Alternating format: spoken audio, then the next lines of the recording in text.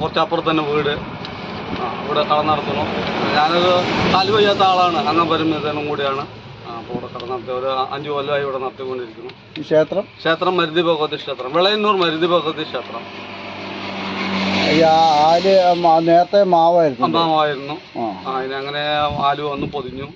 എങ്ങനെയായി ഇതിപ്പോ എത്ര വർഷമായി? ഇതിപ്പോ എന്താ ആലായിട്ട് ഒരു 50 വർഷം ആവും. മെല്ലെ മെല്ലെ മെല്ലെ വലുതായി വന്നു. ആദ്യം ചെറുതായിട്ട് ഒരു കുരു കിട്ടും.